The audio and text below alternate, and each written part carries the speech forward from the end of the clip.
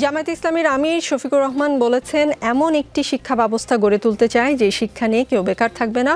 অনেকে সংখ্যা গুণে বলছেন তারা এত লাখ যুবককে কর্মসংস্থান দেবেন, অন্যদের কি হবে? বলছেন অন্যদের ভাতা দেবেন, কিন্তু দেশের তরুণরা কারো কাছ থেকে বেকার ভাতা গ্রহণ করুক তা তারা দেখতে চান না, শুনতেও চান না। আচ্ছা, বেকার ভাতা তো মোহাম্মদ শিশির মনির অনেক উন্নত দেশগুলোতেও আছে, তাহলে বাংলাদেশে হতে আসলে সমস্যা কি? দেশের সব বেকারদের তো আসলে একদিনে বা 2-1 বছরের কর্মসংস্থানের আওতায় আনা কি সম্ভব?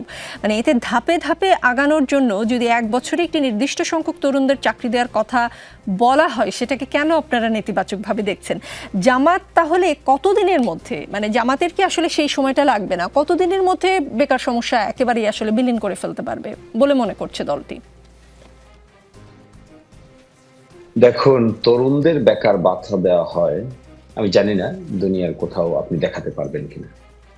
ডিসেবলদের বেতন ভাতা দেওয়া হয়, এরপরে বেতন ভাতা দেওয়া হয় কোনো লোক যদি কাজ করে কিন্তু কাজটা চলে যায়, এরপরে সে বেকার হয়ে যায়, তখন তাকে ভাতা দেওয়া হয়।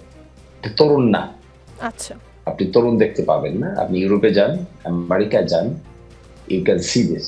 এবং আমাদের পলিসিটা এটাই যে আপনি তরুণদেরকে কর্ম কিভাবে তারা পাবে, কর্মক্ষম করে তোলার জন্য কি ধরনের প্রশিক্ষণ তাদের দরকার, কর্মমুখী শিক্ষার জন্য কি ধরনের ইনোভেটিভ ক্রিয়েটিভ প্রশিক্ষণ তাদের প্রয়োজন, সেগুলোর দিকেই আমরা নজর দিব বেশি। এবং আমরা ইতিমধ্যে প্ল্যান করেছি যে আমরা বিদেশে পাঠানোর যে জনশক্তি, এই জনশক্তি পাঠানোর ক্ষেত্রে আমরা যদি তাদেরকে ট্রেনিং দিয়ে বিদেশে পাঠাতে পারি, হাজার হাজার জনশক্তিকে বিদেশে পাঠাতে পারি, তাহলে এখানে একটি বড় জিনিসকে অ্যাড্রেস করা যায়। পৃথিবীর আমরা সরকারের কাছ থেকে এবার দেখেছি বেশ কয়েকটি দেশ মিলে প্রায় 11 লক্ষ মানুষকে, যারা একটু ইফিসিয়েন্ট, তাদেরকে নিয়ে যাওয়ার চাহিদা এসেছে। কিন্তু এফিসিয়েন্সিটা ট্রেনিং প্রক্রিয়ার মধ্য দিয়ে সম্পন্ন করা শেষ হওয়া সম্ভব হয়নি। কাতারে, কুয়েতে, ইভেন জাপানে, এই সমস্ত জায়গায় প্রশিক্ষণ দিয়ে যদি লোকদেরকে পাঠানো যায়, that would be our one approach. Second approach will be freelancing. এটার ফ্যাসিলিটি একবার গ্রাম পর্যায় পর্যন্ত আমরা পৌঁছে দিতে চাই। থার্ড হলো যে সমস্ত গভর্নমেন্ট জবগুলো আছে, এগুলো কুইকেস্ট পসিবল পিরিয়ড অফ টাইমের মধ্যে আমরা পরীক্ষা পদ্ধতিকে শেষ করতে চাইব। এবং আমরা একাধিক মনিটরিং সেল গঠন করে, একাধিক বোর্ড গঠন করে অল্প সময়ে এই পরীক্ষা প্রসেস, আপনি জানেন একটা বিশেষ পরীক্ষা প্রসেস শেষ করতে মোর দেন অ্যাবাউট 2 ইয়ার্স লাগে। So this is absurd. আমরা চাইবো এগুলোকে কুইকেস্ট পসিবল টাইমের মধ্যে এই প্রক্রিয়াগুলোকে সম্পন্ন করতে।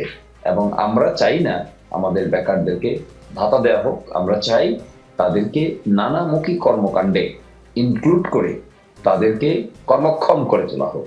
That would be our approach. আপনি বলছেন কতদিনের মধ্যে হবে? This is a long-term agenda. All on a sudden, we cannot solve the problem, but we will start to solve the problem as quickly as possible, gradually. জি, মোহাম্মদ শিশির মনির, আমি একটু শুধু যুক্ত করতে চাই, যেহেতু আপনি বলেছেন যে তরুণদের কোথাও বেকার ভাতা দেওয়া হয় না, একটু বলি, ভুলও হতে পারে, আমি মাত্রই জাস্ট ইন্টারনেট থেকে ইনফরমেশনটা পেলাম।